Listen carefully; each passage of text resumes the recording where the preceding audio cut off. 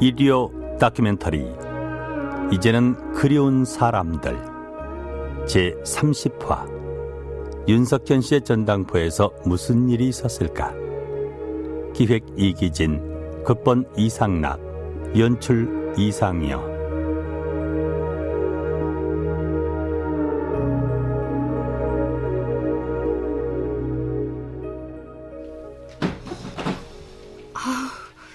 그것이 어찌 없을까? 아내가 창문을 열고 무엇을 찾더니 입안 말로 중얼거린다. 못 본단 저고리가 하나 남아있었는데. 나는 그만 묵묵하였다. 아내가 그것을 찾아 무엇을 하려는지 알미다. 오늘 밤에 옆집 할멈을 시켜 잡히려 하는 것이다. 2년 동안에 돈 한 푼 나는 데 없고 그대로 줄이면 시장할 줄 알아 기구와 의복을 전당국 창고에 디밀거나 고물상 한 구석에 세워두고 돈을 얻어오는 수밖에 없었다. 지금 아내가 하나 남은 모본단 저고리를 찾는 것도 아침거리를 장만하려 합니다. 나는 입맛을 쩍쩍 다시고 폈던 책을 덮으며 휴 한숨을 내쉬었다. 현진건 단편소설 빈처의 첫 대목이다. 현진건이 이 작품을 발표했던 때가 일제하이던 1921년이었다. 가난뱅이 선비 아내가 아침 식사거리가 떨어져 어쩔 수 없이 시집올 때 해왔던 저고리 한 벌을 저당 잡히기 위해 찾고 있는 장면이다. 이 작품에 등장하는 전당국 창구가 바로 요즘식으로 말하자면 전당포다. 전당포. 물품이나 유가증권을 담보로 보관하고 자금을 빌려주고 이자를 얻는 금융기관. 사전적인 풀이는 이렇다. 자, 샤일록. 저 상인의 살 1파운드는 당신의 것이요. 이는 법정이 용인하는 바이요. 과연 훌륭한 판사님이십니다. 그러니 당신은 안토니오의 가슴에서 살 1파운드를 베어내야 하오. 과연 명판결이십니다. 자, 각오해라. 잠깐 기다리시오. 이 증서에는 한 방울의 피도 당신에게 준다고 하지 않았소. 여기 쓰인 말은 분명히 살 1파운드요. 자, 증서대로 살 1파운드를 베어 가지시오. 피는 한 방울도 흘리지 말고. 셰익스피어의 명작 베니스의 상인의 클라이막스 부분이라고 할 수 있는 여주인공 포셔의 재판 장면이다. 유대인 고리대금업자인 샤일록이 6천 더커트의 돈을 빌려주면서 기한 내 갚지 못할 경우 채무자의 가슴에서 살 1파운드를 떼내기로 약정했다는데, 흥미로운 것은 우리나라에서도 고려시대 때 전당포에서는 사람, 즉 여인들을 채권의 담보물로 저당 잡는 경우가 있었다는 사실이다.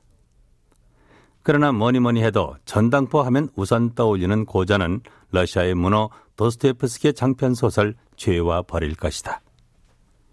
이 작품은 가난한 대학생 라스콜리니코프가 전당포의 노파를 끔찍하게도 도끼로 살해하는 장면으로부터 출발하는데, 어쨌든 이런 문학작품들로 해서 전당포 주인은 서민금융기관 종사자라는 긍정적인 인식보다는 고리대금업자라는 부정적인 인식으로 이해되어 온 것이 사실이다.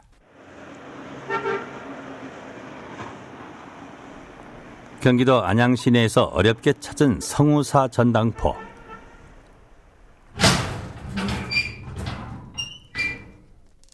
출입문은 우선 단단해야지 이제 사람이 간 자건 안전간에 그 문을 어는데 그 전당포를 들어면 문을 두어야 되잖아요.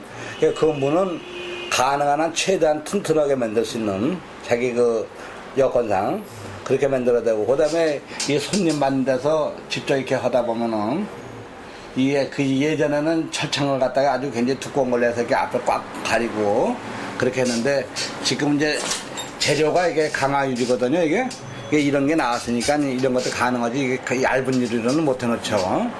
이렇게 해놨고, 그게 상대편에게 그 전당포에 가서 도둑질 한번 해볼까 하는, 강도짓을 해볼까 하는 그런 생각을 갖는 나쁜 사람이 있을 때도 우선적으로 너는 여기 강도짓 하지 못한다는 그런 위압감을 주는. 철차이나 강화 유리로 손님과 주인 간의 사이를 엄격히 차단하는 이유를 주인 윤석현 씨는 그렇게 설명한다.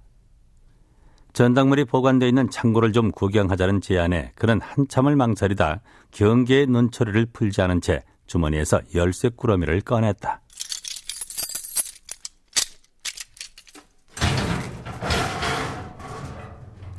어른 주먹만한 특수 자물쇠 3개를 여는데 한참이 걸렸다. 전당포를 개업한 이래 어떤 외부인에게도 창고 내부를 구경시킨 적이 없다는 것이 그의 설명이다. 이 벽 같은 거는 이제 집에 따라 틀리지만은 바깥에 외벽을 쌓고 내벽 쌓고 그다음에 이렇게 철판을 또 대서 이 철판을 대놓은 자체는 이제 한번 벽 같은 거는 뚫을 수 있지만은 철판 되면 이제 그다음에 다시 제2차 뭐 용접기라든가 이런 걸 사용해야 되는데 그렇게까지 해서 하기에는 공사가 크니까는 그놈들이 이제 돈 안 받을 염려를 덜하기 위해서 이렇게 두꺼운 철판을 갖다 대는 거죠. 이게. 이건 뭡니까? 요거는 색스폰이요. 요거 가방째 매끼는 거예요. 같은 게 가끔 들어옵니까? 이런 건 이제 특수하게 이제 좀 알만한 사람들이 이제 그 아무나 악기도 다 맡아주는 건 아니고요. 근데 악기만 전문적으로 하는 집이 저 영등포 어디 있다 그러더래요. 그 집은 악기를 전문적으로 와서 잘 안다는데 저는 악기에 대한 조예가 없어가지고 이 사람은 이제 그 어떻게 연주를 해서 알게 된 사람이 돈이 조금 빌려가면서 이제 뭐 또 반면에 또 집에다 놔두면은 자기가 아끼는 건데 애들이 불거나 뭐 이렇게 할까봐 나한테 보관 겸 이렇게 놔둬. 창고는 생각보다 좁았다. 층층으로 단을 만들어 전당물들을 보관하고 있었는데 귀금속 등은 창고 안에 있는 별도의 금고에 넣어둔다고 했다. 한 가지 의아한 것은 전당포 창고에 시계가 거의 없다는 사실이다. 사정이 급하면 손목시계를 풀어 맡기고 비상금을 조달하던 곳이 바로 전당포 아니던가. 지금부터 30년 경력의 전당포 주인 윤석현 씨의 증언을 바탕으로 전당포의 변천 과정을 더듬어 보기로 하자.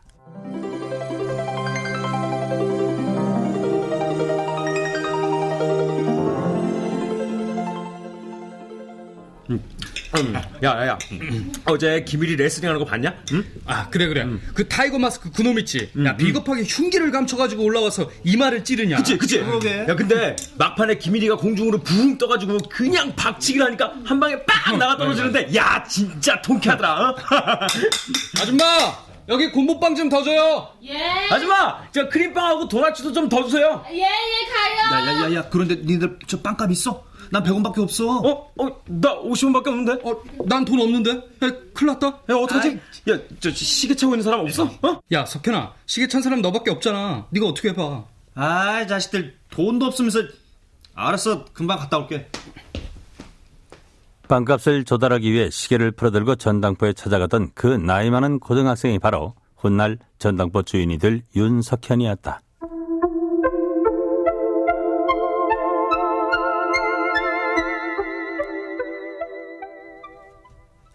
(1971년) 서울 종로사가 세운 상가 근방의 한 전당포.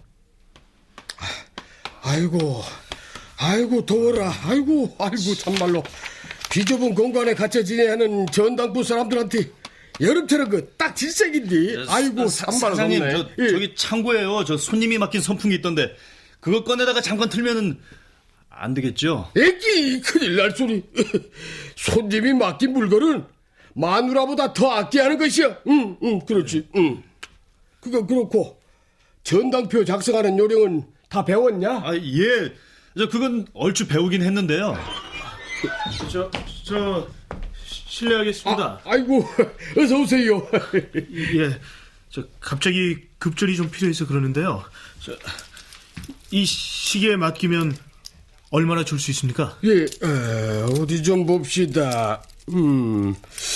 그 태엽 손잡이가 다른 거 보니까 꽤 오래되긴 했는데 그 습기가 차 있는 거 보니까 방수도 잘 안 되고.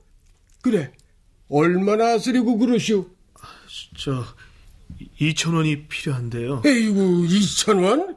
어림없어. 800원은 들을 수 있는데 그거라도 가져갈 거요? 할 수 없죠 뭐.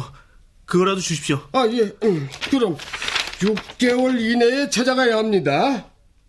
그때 시계 말고는 이제 그 월남전 그때 항상 있을 때니까는 저도 월남을 갔다 왔고 그때 거기서 들어온 물건들 그 뭐 라디오라든가 녹음기 그 당시에 또 이게 사람들 애들 들고 다니면서 이제 뭐 야외 가서 트는 조그만 야외 전축 같은 거 그런 게 시안의 상위 품목이었죠. 카메라 같은 거라든가 그다음에 가정용품으로서 이게 스피커 2개 달린 큰 목통 라디오라고 큰 게 있었어요.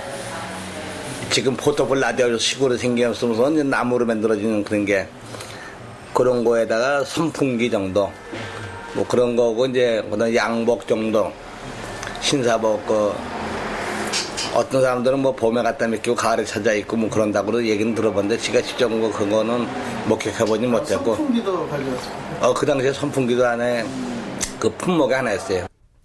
당시 윤석현은 군복무를 마치고 마땅한 직장이 없어 먼 친척벌 되는 노인이 주인으로 있는 전당포에서 견습 직원으로서 요즘식으로 말하자면 연수를 받고 있었다. 사장님, 다른 건 대충 눈찜작으로 파악을 하겠는데요. 이 시계는 하도 종류가 많아서 어떤 게 좋은 것이고 어떤 게 하품인지 도통 모르겠는데요. 그럴 거요. 시계를 알면 전당포 공부는 다 한 셈이지. 자, 그럼 어디 공부를 좀 해볼까? 이게 무슨 시계지? 롤렉스요. 언제 나온 건디? 언제 나오는지 그런 걸 어떻게... 여기 뒤쪽을 잘 보라고. 고유 번호가 새겨져 있지. 이건 그 65년도에 나온 거고, 이거는 최근에 나온 거라고. 그렇군요. 저 잠깐 계셔보세요. 이거는 오메가 시계, 이거는 브로바 시계. 종류만 알아서 다 되는 것이 아니고 물건을 그 척 받았다 하면은 우선 그 긁힌 자국이 있나 없나를 보고 여기 보라고. 이런 건 방수가 안 돼서 안에 그 습기가 서 있잖여. 이런 건 말이야 하품으로 취급해야 돼. 알겠지? 그 똑같은 롤렉스 시계라도 상중하가 있고 상품에서 또다시 그 상태에 따라서 상중하로 구분할 줄 알아야 하는 거예요. 내 말 알겠지? 예. 물건 찾으러 왔습니다. 저기 전당표 여기 있습니다. 예. 석재지, 창고 문 좀 열어. 응? 예, 사장님. 또 이자까지 해서 1,200원 되겠습니다. 예. 거기 장식문 달린 큰 텔레비전 있지? 예. 그거 꺼내라고. 이거 무거워서 혼자 못 들겠는데요. 혼자서 안 돼. 나랑 같이 들자고. 예? 그런데 이 무거운 걸 집에까지 어떻게 가져갈 거요? 저기 바깥에다가 리아카 대놨어요. 애들이 좋아하겠구만요. 애들도 애들이지만 우리 어머님이 태연실 나오는 연속극 그 뭐라더라고. 여로. 여러를 못 보셔서 몸살이 다 나셨어요. 텔레비 이제 갖다 맡긴 집들은 찾아갈 때는 이제 찾아가면서 하는 얘기가 우리 애들이 좋아하겠다고 이렇게 그거 갖다 맡겨놓으면 이제 애들한테 굉장히 그 표시가 나는 거 아니에요? 그 부모들이 가슴 아파했다는 썼나 봐요. 그런 거 찾아간 사람 맡긴 사람 보면서 제일 좋아하는 것들 보면 다른 것들은 다들 찾아가니까 좋지만서도 그때 제가 할 때가 처음에 거기서 배울 때가 8월 중순이었었거든요. 근데 그 당시에 더울 때 아닙니까? 그 당시에 선풍기 갖다 맡긴 사람이나 텔레비 갖다 맡긴 사람 찾아갈 때 그 모습이 제일 환희에 찬 모습이랄까? 그런 걸 느꼈어요. 그래서 이거 생활에 굉장히 필요하고 그런 거니까 돈이 되겠지만서도 이 사람들은 답답했겠다 하는 생각. 그때라고 은행이 없었던 건 아니었지만 평범한 시민들에게 은행은 그저 돈 생기만 가져가서 저금하는 곳이었지 대출을 받는다는 것은 상상도 할 수 없었던 시절이었다. 그만큼 문턱이 높았기 때문에 대신 전당포가 서민 금고의 역할을 했던 것이다.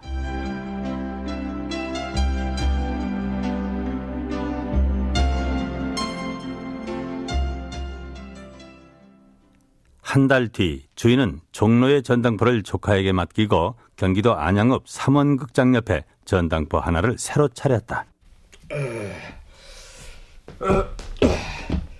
이만하면은 건물은 튼튼한디. 그 전당포 창고에 도둑이 들었다 하면은 그날로 망하는 날이여. 아, 걱정 마십시오, 사장님. 아니, 제가 이래봬도 월남전에 참전했던 역전의 용사 아닙니까? 역전에 용사했으면 뭐리여. 자네 그 제대할 때 총이랑 수류탄이랑 그 다 갖고 나왔어? 그 강도가 맨주먹에 그 글러브 끼고 와서 김기수처럼 권투 시합하자고 올 것 같아요? 아, 참 그런데요, 사장님. 저 전당포 간판은 큰 길가에다 제대로 붙여놨는데요. 들어오는 입구가 후미진 뒷골목에 있어가지고. 에휴, 일부러 그런 건물을 고른 거여. 자네 푼돈이 아쉬워서 전당포에 오는 사람들이 어깨 펴고 당당하게 들어오는 거 봤어?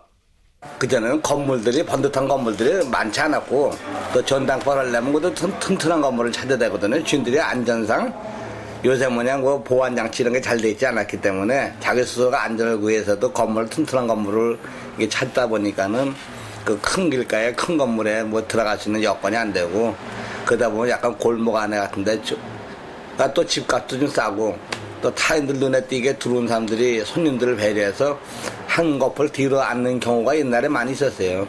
그전에 이 안양에서도 보면은 입구를 가능한 한 뒤로 숨겨준 데를 찾는다든가 그런 게 좀 있었었죠. 이용하는 시민들은 주변에 눈을 피하느라 전당포 주변을 몇 바퀴 빙빙 돌기 일쑤였고 전당포 주인들 역시 그 직업에 대한 세인들의 인식이 좋은 것만은 아니었기 때문에 가능하면 드러내지 않으려고 움츠려들고 그래서 전당포에서 무슨 일이 생기는지를 아는 사람이 많지 않다. 어쨌든 새로운 전당포를 개업해서 고사를 지내게 됐는데 당분간은 내가 뒤에서 이것저것 봐주겠지만 장차 이 전당포는 석현이 자네가 책임지고 운영해야 되네. 알겠습니다, 사장님. 사장님도 술 한잔 따라 올리고 절하셔야죠. 그래야지.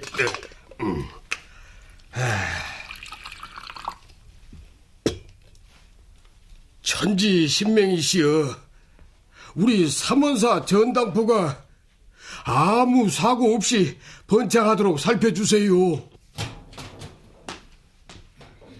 여기 전당포 맞죠? 아이고, 어서 오세요. 축하하네. 응? 고사 끝나기도 전에 첫 손님이 찾아왔어. 뭐하고 있어? 얼른 손님 받지 않고. 예. 어서 오세요, 아주머니. 예. 네, 뭘 맡기시게요? 시계를 가지고 왔는데. 예. 얼마가 필요하신데요? 1,500원이 있어야 되겠는데 시계를 그렇게 쳐주실 수 있는지. 그럼 주민등록증부터 이리 주십시오. 예. 제가요 눈 딱 감고 달라는 대로 들을 테니까 6개월 안에 꼭 찾아가셔야 합니다. 그럼요. 2달 뒤에 틀림없이 찾아갈게요. 예. 자, 그럼 전당표하고 돈. 자, 여기 있습니다. 감사합니다. 안녕히 가십시오. 예. 자, 창고금고에 시계 들어가신다. 전당포 장보 준비해놓고 이제 모여서 이렇게 전당포 간판 달아놓고요. 그리고 장사가 해야 될 준비도 안 되고 우리는 보통 가게들 열면은 종교적인 의미는 떠나서라도 흔히 고사 지낸다 그러잖아요. 그 고사 지내는 중에 어떤 분이 뭘 맡기겠다고 왔어요, 여자분이. 그래서 그때 돈으로 1,500원인가 얼마를 갖다 해드리는데 그냥 그분이 1,500원이 필요하다니까는 첫 손님이라는 생각에 그 시계도 좋고 나쁘도 보지 않고 그냥 1,500원 하고선 이 적는 방법을 배웠으니까는 이제 적어서 드리고 그게 근거에 처음 들어가는 물건이었어요. 근거에서 처음 돈을 또 꺼냈고 나중에 했다는 거야. 근데 왠지 모르게 이것이 좋을 거냐 나쁠 거냐 생각보다는 첫 손님이라는 것 자체에 대해서 걔는 환이랄까 그리고 그 아줌마가 좋아 보여가지고 윤석현의 전당포 시절이 막을 올린 것이다.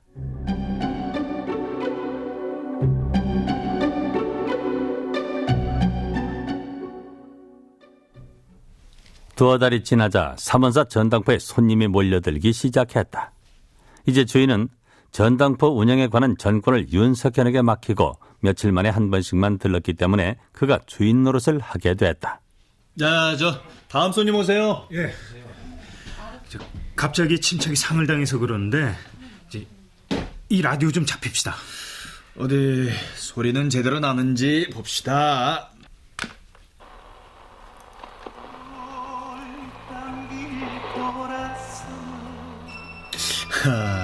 얼마가 필요하세요? 2,000원 주실 수 있어요? 2,000원이라. 까짓 좋습니다. 자, 여기 있습니다. 자, 다음 분 오세요. 시계 이거 맡길 테니까 저 얼마가 됐든 좀 주시면. 어디 보자. 아이고, 자, 아주머니, 저 이거는 태엽 감는 손잡이도 저절로 빠지고요. 이거 너무 낡아가지고 이런 건 저 잡아드릴 수가 없어요. 저 어떻게 안 될까요? 아이를 업고 찾아온 그 젊은 여자를 그렇게 돌려보냈는데 왜 이렇게 기분이 이상하냐 이거. 아까 그 애기 업은 젊은 아줌마 아무래도 밥을 못 먹어서 찾아왔던 것 같은데. 이건 사람의 도리가 아니야. 맞아. 이래서는 안 되지.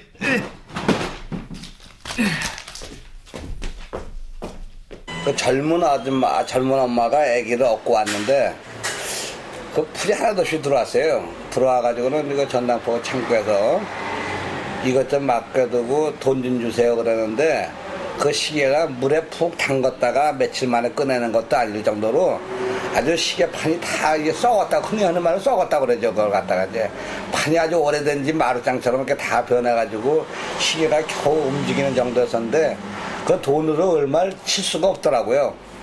그래서 아줌마 이거 시계가 너무 낡아서 안 되겠는데요. 그리고 이게 내밀었거든요.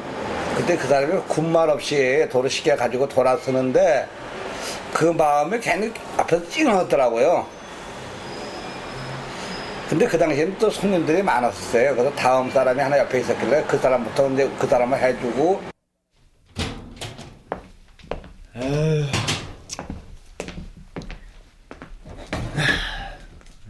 이 노릇도 사람들끼리 어울려서 살자고 하는 짓인데. 지금도 전당포 생활 30년을 돌이킬 때면 그때 그 힘없는 모습으로 돌아서던 그 젊은 주부의 모습부터 떠올라 괴롭다는 윤석현 씨. 주변 사람들은 그런 그를 보고 전당업을 할 체질이 아니라고 놀려대기도 했다. 그런 일이 있고 난 지 며칠 뒤. 여기가 전당포 맞죠? 예. 어서 오세요, 할머니. 두루마기를 곱게 차려입은 할머니 한 사람이 창고 앞에 나타났다. 할머니, 무슨 일로 오셨어요? 우리 집이 서울인데 안양에 왔다가 일을 보다 보니까 서울 올라갈 차비가 떨어져 버렸어. 아이고, 그러셨어요? 자, 이 두루마기를 벗어서 맡길 테니까 서울 갈 차비만 좀 구워줄 수 없겠어요? 아이고, 저 할머니. 이렇게 추운 날씨에 두루마기를 벗으시면 어떻게 하시려고요? 그러지 마시고요. 그냥 입으세요. 제가 차비는 그냥 드릴게요. 아유, 그러면 쓰나. 이 두루마기 좀 받아서 보관해줘요. 아닙니다, 할머니. 제가요, 차비 드릴 테니까 차비 걱정 마시고요. 두루마기 그냥 입고 올라가세요. 아유, 이러면은 안 되는데. 두루마기를 와서 벗어놓으시면서 내가 집이 서울인데 내가 이거 안양 와서 며칠 사람을 찾다 보니까 돈이 떨어졌다. 이걸 맡길 테니까 돈을 좀 달라고 그러더라. 그래서 얼마나 필요하니까 나 서울 갈 차비만 있으면 된다고. 집이 서울이라고. 근데 노인네 두루마기를 베끼고 내가 차비를 빌려드리면은 그 노인네가 굉장히 추우실 것 같아. 그 차비라면 지금도 서울 가려면 1,000원이면 가잖아요. 1,000원이면 충분히 간단 말이에요. 그래서 그때 서울 가면 그때 돈 차비로 이렇게 서울 가서 한 번 더 갈아탈 수 있는, 안양에서 서울 가라가는 길이 뻔하니까는 한 번 더 갈아탈 수 있는 그 여비를 갖다가 드리면서, 요새 돈이지만 1,500원에 2,000원 드렸겠죠. 그렇게 드리면서 아주머니 혹시 다음에 안양 나오실 기회 있으시면 그때 갖다 주세요. 그리고 그런 일이 있고서 며칠이 지났는데. 어머니, 이 전당포가 틀림없어요? 그래, 틀림없다니까. 주인 아저씨 안 계세요? 어서 오세요. 아이고, 저 할머니는 지난번에 그 두루마기. 그동안 잘 있었어? 내 차비가 풀어 왔지. 아이고, 일부러 걸음하지 않으셔도 되는데요. 안녕하세요. 차비 얻어가신 이분이 저희 어머님이십니다. 아, 그러세요? 여보, 그거 이쪽으로 가져와요. 예. 처음 보는 저희 어머님한테 여비를 선뜻 내주셔서 어찌나 고마운지요. 여기 과일 좀 하고 드링크를 좀 사왔습니다. 아이고, 이러시면 안 되는데. 제가 이런 걸 바라고 한 일이 아니에요. 세상에 둘도 없이 착한 양반이야. 모처럼 착한 일 좀 해보자 해서 한 건데.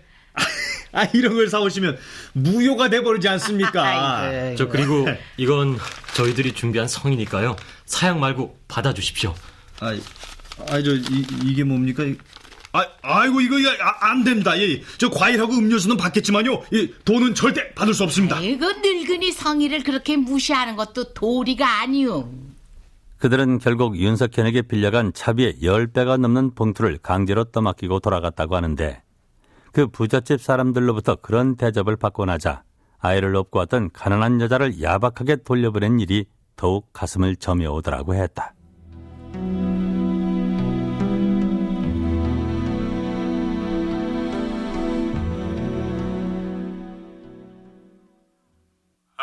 여보시오, 거기가 어디요? 전당포라고? 전화 맞게 걸었구만. 딴 게 아니고 지금 몇이나 됐나 해서 전화 걸었어요. 뭐야? 전당포에 전화를 걸어서 왜 시간을 물어보느냐고? 내 시계가 거기 있으니까 물어보는 거지. 물론 사람들이 만들어낸 우스개의 얘기다. 어쨌든 전당포에 전당물로 들어온 물건 중에서 역시 가장 큰 비중을 차지하는 품목은 시계였다. 오리엔트나 시티즌 같은 거 나오다가요. 그다음에 이제 나도 시계라는 시계가 이제 스위스 시계가 들어와 이제 또 한때 인기를 끌었거든요. 저도 결혼 때 70년도 결혼하면서 나도 시계를 제가 사쳤는데 그 나도 시계가 인기가 있다 보니까는 나도 시계 그 가짜가 모조품이 그게 무지무지하게 많이 나왔어요. 여러 종류로. 그래서 그 장사들도 보면 헷갈릴 정도로. 내가 차고 있는 시계를 갖다 항상 그 견본으로 해서 그 가짜인가 아닌가 그걸 걸 정도로 나도 시계가 이렇게 많이 많이 나왔었고 인기가 있었고 또 한때는. 그러다가 그 다음에 나온 것이 이제 그 오메가 시계가 자신도 진짜인 줄만 알고 가져왔다가 가짜라고 감정을 해주면 실망한 모습으로 돌아가는 사람도 있었지만 가짜를 가지고 와서 사기극을 벌이는 경우도 있었다. 전당포 주인들의 안목이 시계의 진위를 가려내기에는 한계가 있다는 점을 이용한 것이다.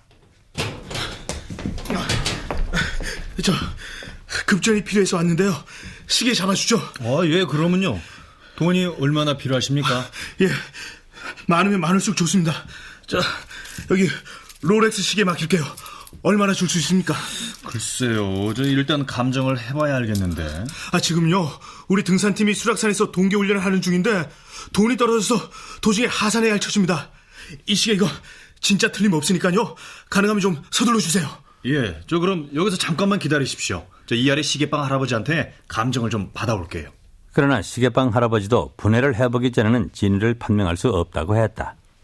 옛날에 노렉스 시계라는 게 그 가짜도 그렇고 진짜도 그렇고 워낙에 숫자가 적었으니까는 그게 이제 드물었었는데 노렉스 금시계를 갖다가 그 자기 안양의 수락산인데 산 좀 험하고 그러거든요. 근데 거기에 그 교약 동계 훈련을 받다고 하면서 등산복 차림을 가지고 그런 사람이 와서 자기 그 팀들이 지금 뭐 돈이 떨어져서 그렇다고 하면서 시계를 맡기는데 그 시계가 진감인가 해요. 잘 모르겠어요. 그래서 밑에 시계방 가서 물어보니까 시계방 노인네도 시계방 할아버지가 있었는데 시계를 속을 따보기 전에 겉을 봐서는 모르겠다. 근데 마침 그 당시에 또 그 사람이 오면서 거의 동시에 그 중간 상인이 하나 오더라고요. 그때 마침 중간 상인이 나타났다는 얘기인데 여기서 중간 상인이란 전당포마다 돌아다니면서 6개월의 기한이 지난 물건들을 사다가 서울의 도매상에 팔아넘기는 장사를 하는 사람이다. 마침 잘 왔어요. 이 손님이 롤렉스 시계를 가져왔는데 이 진짜인지 가짜인지 가려낼 수가 있어야 말이지. 그런 거라면 나한테 맡겨요. 내 별명이 시계도사 아니요. 자, 어디 보자. 롤렉스가 이게. 진품 맞구만. 야, 진짜가 틀림없다니까. 그렇게 해서 8만 원이라는 거금을 선뜻 내주고 말았는데 그 등산복 차림의 남자는 6개월이 지나도록 시계를 찾으러 나타나지 않았다. 드디어 시계를 처분할 계산을 하고 시계방에 가서 정밀 감정을 해보니 가짜 롤렉스로 판명됐다. 쌀한감에 14,500원 하던 시절에 거금 8만 원을 손해본 것이다. 물론 등산복 차림의 남자와 중간 상인이 사전에 모의를 해서 윤석현을 골탕 먹인 것이었다. 그렇다면 전당포에서 기한이 지나도록 찾아가지 않은 물건들을 중간 상인들은 어디다 어떻게 처분했던 것일까? 그전에 뭐 은이나 금 삽시다, 채권 삽시다 하고 다니는 노인네들이 있었잖아요. 이제 그거와 유사한 거죠. 그 사람들은 이제 블루베 댕겼고 이 사람은 점포를 찾아다니면서 팔 거 있습니까 해서 사가면은 거기서 한 5% 내지 10% 정도의 이제 마진을 자기네들을 주고 사가는 거예요. 그러면 우리가 예를 들어서 반지 14금만잖아요. 만약에 5만 원 한다 이제. 그러면 그 사람은 5,000원까지 안 남아도 이제 한 5,000원 주고 5만 원짜리 사간다 그러면 한 2, 3천 정도 여유를 주고 사가거든요. 그럼 우리가 그걸 서가서 직접 가서 판단한다고 해서 그 사람들이 우리가 파는 값을 다 주는 건 아니에요. 그 장사들 주는 값만큼 주질 않고 장사가 사가는 값만큼밖에 안 줘요. 그 도매상에서도. 그러니까는 서로 그 네트워크가 이렇게 따여져 있는 게 서로 그 코물림이. 무슨 얘기냐 하면 서울의 도매상과 전당포 물건을 도맡아 공급해주는 중간 상인들이 밀접하게 얽혀 있어서 가령 전당포 주인이 직접 거래를 하겠다고 찾아가 봤자 중간 상인에게 주는 가격만큼밖에 쳐주지 않는다는 것이다. 이런 경우도 있다. 어서 오십시오. 사장님, 지난번 얘기했던 반지 혹시 나온 거 없어요? 예. 그렇잖아도 아주머니 생각하고 일부러 중간 상인 안 주고 남겨둔 게 있습니다. 자, 여기 있으니까 한번 보세요. 아이고, 이거 모양이 참 좋네. 어? 알도 예쁘게 박혔고. 마음에 드세요? 마음에 들면 뭐해요? 값을 싸게 해줘야지. 값이야 싸게 드리지요. 금은방에 가서 그 많은 거 맞추려고 해봐요. 수공비에다 못에다 엄청 비싸지. 전당포를 자주 이용해본 사람들 중에는 자신이 필요한 폐물을 미리 부탁해 놨다가 구입하는 알뜰 구매파들이 있었다. 당사자는 시중의 금은방에서보다 싸게 구입해서 좋고 전당포 주인은 중간 상인에게 넘기는 것보다도 높은 가격에 팔 수 있어서 이익이었다. 그러나 그런 경우는 아주 드물다는 것이 윤석현 씨의 얘기다.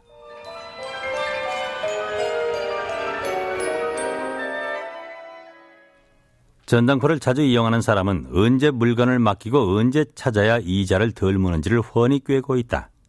초하룻날 맡겼다가 금음날 찾으면 한 달치 이자만 물지만 금음날 맡겼다가 그 다음 날인 초하룻날에 찾으러 가는 경우 2달치의 이자를 부담해야 한다. 이자율, 즉 이율은 또 어떨까?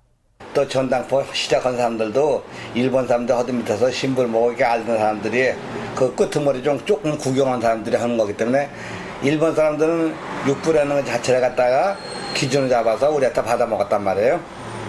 그래도 일본 순사들이 걔는 뭐 제재하거나 그런 게 없듯이.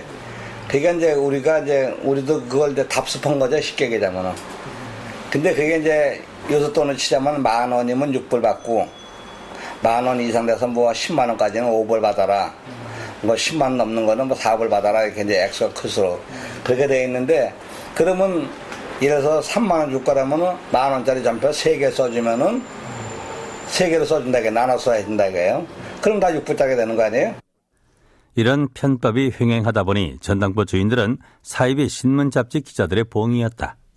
약점을 잡은 사이비 기자들이 취재를 명목으로 접근할 경우 얼마쯤에 사례를 하지 않으면 안 됐던 것이다.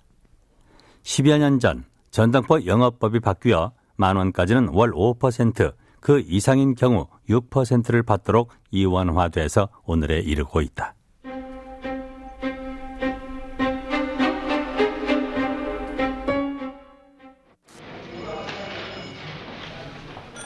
어디? 그 장부 좀 이리 줘봐요. 예, 여기 있습니다.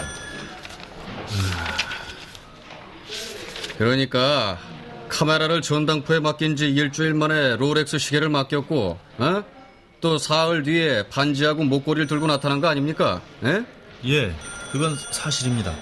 아니, 똑같은 사람이 며칠 간격으로 이런 귀중품을 줄줄이 들고 나타났는데도 수상하게 생각을 안 했다는 얘기예요?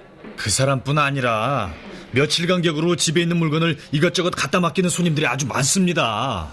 지금 자기 집 물건 가지고 오는 사람들 얘기가 아니야. 어? 도둑놈 얘기를 하고 있는 거예요 지금. 이런 카메라 이거 시중에서 구입할 때 얼마나 가요? 뭐 아마 10만 원쯤 주고 샀을 거요. 근데 3만 원만 주고 덥석 맡았잖아. 나머지 7만 원 당신이 먹으려고 한 거 아니야? 처음 구입할 때 그렇다는 거지. 중고로 팔면 4만 원도 못 받아요. 그리고 나는요, 돈을 빌려주고 이자 받는 사람입니다. 예? 그 물건이라는 거는 손님들이 임시로 보관한 거라고요. 그리고 사정이 급한 경우에는 100만 원짜리 물건을 맡기고도 만 원밖에 안 쓰는 사람도 있지 않겠습니까? 이 양반이 지금 무슨 소리를 하고 있는 거? 김형사. 예. 이 사람 말이야. 장문합의로 조서 꾸며서 검찰에 넘겨. 예, 알겠습니다. 전당포 주인들이 가장 억울해하는 경우가 바로 이런 경우다. 우리 전당포에서는 이 사람들 신분 다 확인하고, 그리고 이제 맞다 보면 어떤 사람은 카메라 있는 사람이 시계도 있을 수 있고 예쁜데 반지 목걸이도 있을 수 있잖아요. 그러면 이제 이 사람 한 사람 남자가 와서 오늘은 카메라 맡기고, 그 다음에 얼마 후에 와서 또 시계도 맡기고, 또 얼마서 자기 마누라 반지 목걸이도 맡겼다 이거예요. 이게 맡겼는데 나중에 알고 보니까 그 사람이 도둑질을 해가지고 온 거예요. 그 전당포 주인이야 그 사람이 도둑놈인지 아닌지 신분 파악도 안 되는 거고, 그 주민은 보고 그 이름 다 적어서 했으니까 내줬으니까는. 근데 그 전 경찰서에 가면 뭐냐면 당신은 장물합이다 그야. 왜간 도둑놈한테 한 번도 아니고 3번 4번씩 맡았다 그야. 3번 4번에 30번 40번을 맡아도 그렇지. 그 집에 카메라 있을 수 있고 또 시계 있고 반지 목걸이 있을 수 있지 않느냐. 윤 씨 역시 장물합의로 취급돼 벌금형을 언도받은 적이 있었다. 물론 저당 잡아뒀던 물건도 내주고 도둑에게 빌려준 돈도 떼었으니 2중 3중의 손해를 본 셈이다. 예, 전당포입니다. 예, 여기 경상북도 영천경찰서인데요. 저 뭐 하나 확인할 게 있어서 전화드렸습니다. 예, 말씀하세요. 김영순이라는 사람이 보름 전에 진주 목걸이를 거기다 맡긴 적 있는지 확인 좀 해주시겠습니까? 예. 김영순이라. 잠깐만.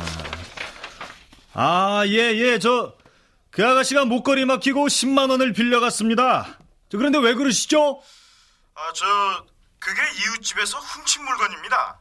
좀 미안하지만 그 목걸이하고 장부 좀 가지고 영천경찰서로 좀 내려와 주시겠습니까? 예, 알겠습니다. 참 재수가 없으려니까.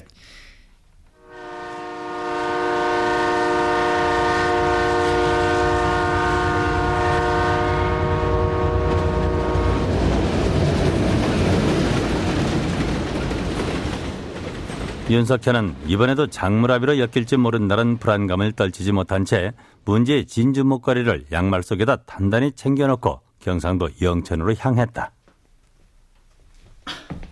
아이고, 이 바쁘신 분을 오래 붙잡아둬서 죄송합니다. 도둑질한 아가씨의 주민등록 주소가 안양으로 돼 있고, 또 아저씨는 신분 확인을 제대로 한 다음에 목걸이를 담보로 잡았기 때문에 아무 잘못이 없습니다. 그래요? 아이고, 이거 고맙습니다. 나 이 또 장물합의로 몰리는 거 아닌가 해서 걱정했는데. 그럼 저는 지금 올라가도 되겠습니까? 올라가시다뇨? 그 저당 잡았던 목걸이를 경찰에 넘겼으면 빌려줬던 원금을 가져가야 되지 않겠습니까? 도둑질한 처녀의 오빠가 돈 가지고 오기로 했으니까 조금만 기다리십시오.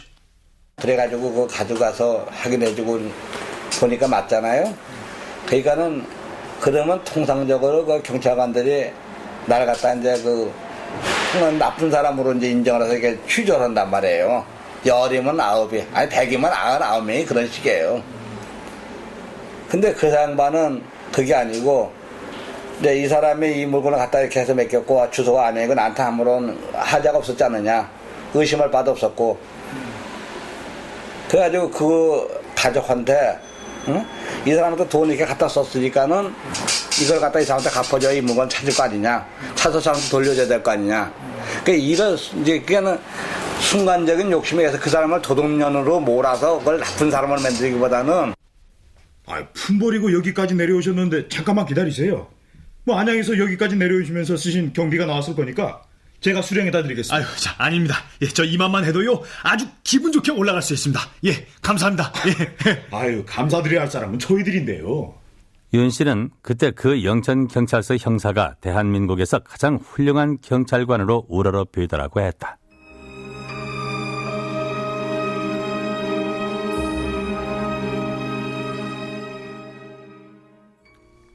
(1984년 7월 17일) 밤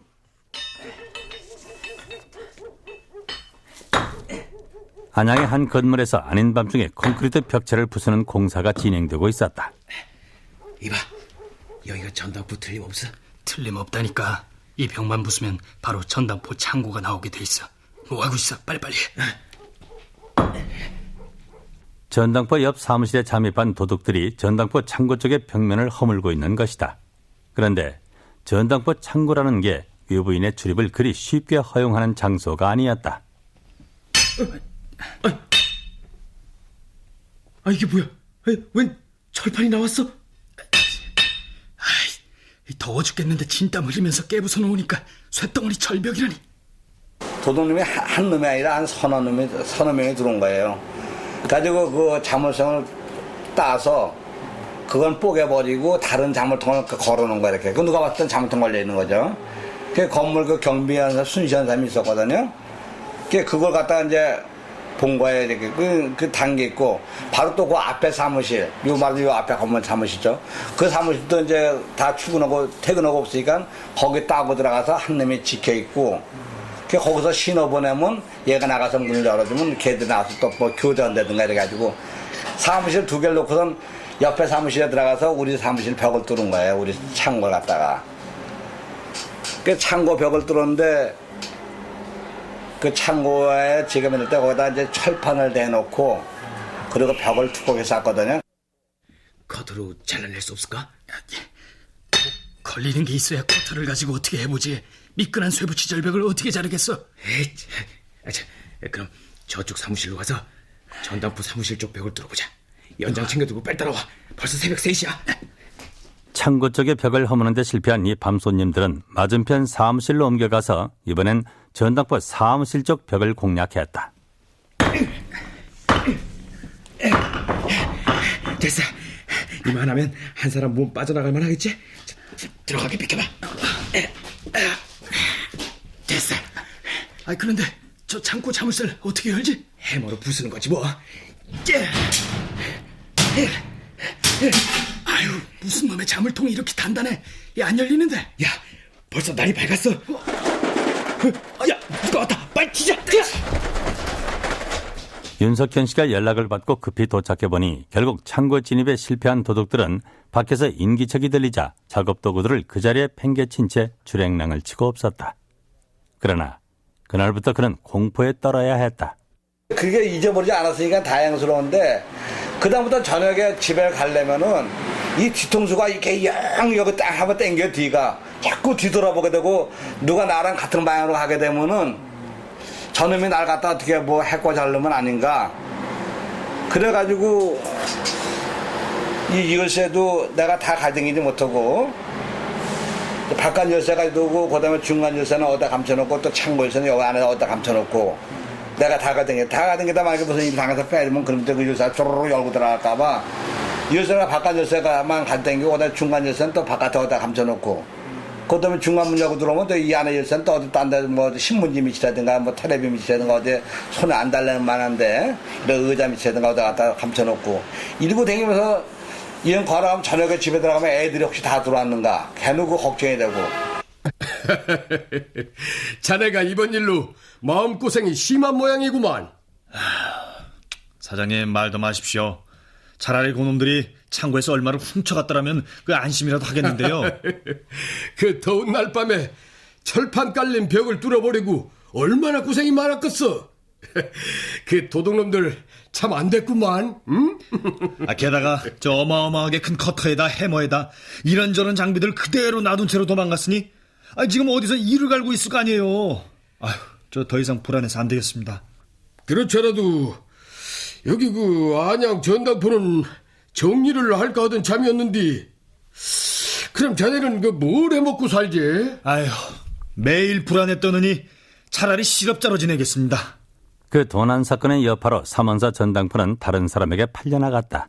그리고 몇 달 뒤 배운 게 도둑질이라고 윤석현은 역시 안양 시내에 이번엔 자신의 명의로 전당포 하나를 다시 차렸다. 그것이 바로 지금 그가 운영하고 있는 성우사 전당포다.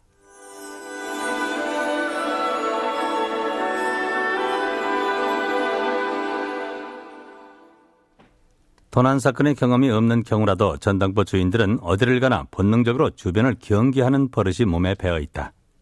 귀중품을 취급한다는 것, 그리고 돈을 빌려주는 대금업을 하는 관계로 일정 액수의 현금을 항상 몸에 지니고 있다는 점이 작용한 탓이다.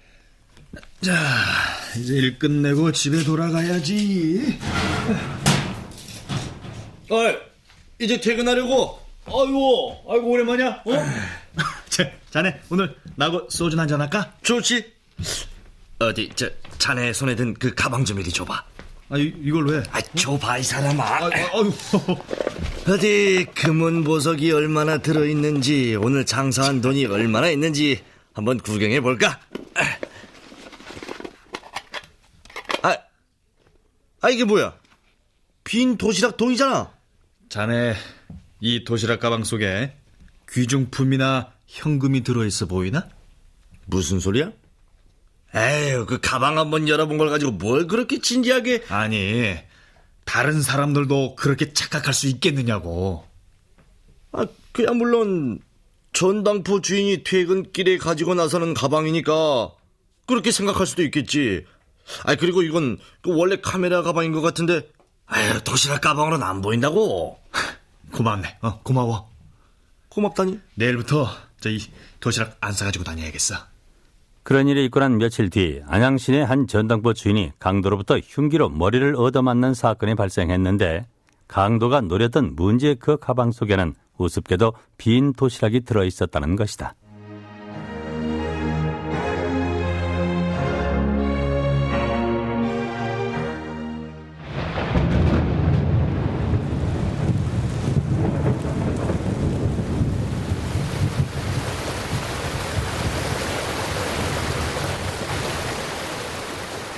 (1977년) 여름 중부지방에 폭우가 쏟아지고 안양 시내 일부 지역이 물바다가 되었다. 자, 한 사람씩 차례를 지켜서 오세요. 저기요, 비산동에서 온 수재민인데요. 당장 저녁거리가 없으니 어떡해요. 여기 이 라디오 맡길 테니까 쌀값이나 좀 주시겠어요? 예, 어디 봅시다. 아이고, 이 좀 흙이나 좀 털어가지고 오실 일이지. 미안해요. 워낙 정신이 없어서. 이거 이 파래똥이 잔뜩 묻은 고물에다 이 소리도 안 나는데. 좋습니다. 1,500원 드릴 테니까 우선 이거 가지고 가서 끼니나 때우세요. 아저씨 고맙습니다. 고맙습니다. 자, 다음 분 오세요. 다음 분. 나는 선풍기를 갖고 왔는데. 아이고, 참. 이 선풍기가 또 볼만하네. 이 망도 찌그러지고. 어디 한번 꽂아봅시다. 뭐야 이거 또 안 돌아가네. 이거 안 돌아가. 이게 진흙이 끼어서 그렇지 흙 털어내면 잘 들어갈 텐데. 까짓것 수재의행금으로 그냥도 보태드려야 될 처진데. 좋습니다. 받을게요. 고마워요. 그때 그냥 시가 됐을 때인 겁니다. 막 그게 개인들도 돈들 내서 쌀도 걷어서 막 갖다 그 수재민들한테 막 주고 그랬을 때니까는, 근데 모든 물건만 가져오면은 진짜 그 수재민들이 가져온 거 제가 마음으로 어떻게 표현하기 그급한, 이게 전당 물러서 이제 내가 상품 갖춰서 안 되지만서도 갖다가 가격을 무슨 또 성했을 때 가격을 쳐줄 수는 없고, 그렇지만 이제 그걸 안 받았으면 좋고, 내가 팔아서 이게 팔릴지 안 팔릴지도 모르는, 고쳐 팔아도 문제 될까 말까 하는 그런 거 고쳐서도 그런 가격을 갖다 하든 쌀다박이라도 살 수 있는 가격을 쳐서 돈을 이렇게 내줬다가 한 3분의 1 정도는 그 물건들이 결과적으로 못 쓰게 폐기돼 버렸고 찾아가지도 않았고. 그래서 적잖은 손해를 보기도 했다고 하는데, 그러나 서민들의 그런 고통을 함께 했던 경험이 가장 값진 기억으로 남아있다고 말한다.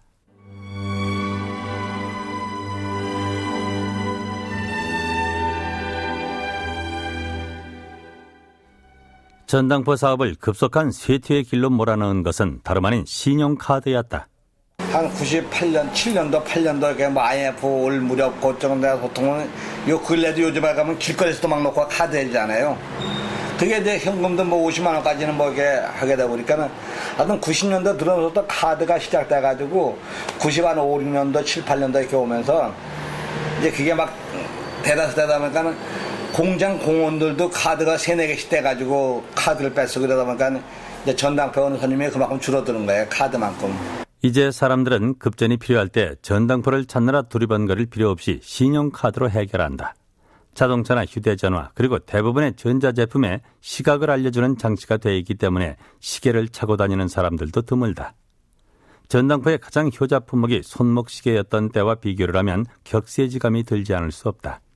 게다가 IMF 관리체제 초기 전 국민적으로 벌였던 금모으기 운동이 서민들의 장롱서랍 속에서 금반지들을 휩쓸어 가버림으로써 그나마 남아있던 전당포들을 사라지게 만드는 계기가 됐다. 취재팀이 그와 인터뷰를 했던 한나절 내내 성우사 전당포에는 단 한 명의 손님도 찾아오지 않았다. 이제 그 역시 폐업을 준비하고 있다.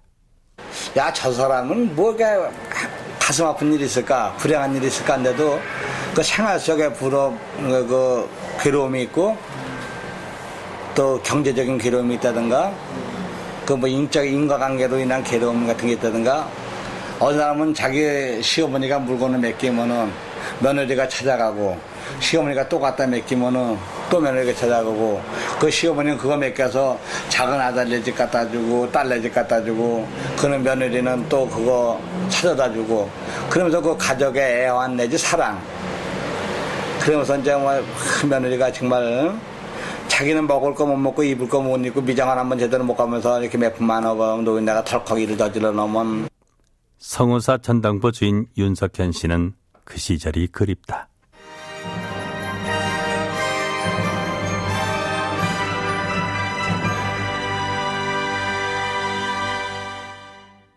출연 방유성, 김창주, 양석정, 사성웅, 윤세웅, 이규석, 고재균, 김래환, 변현우, 임채원, 최정호, 위훈, 이주연, 윤현정, 김정아, 김미나, 해설 송두석 그리고 음악 조병성, 효과 강성범 신연파, 기술 구본숭.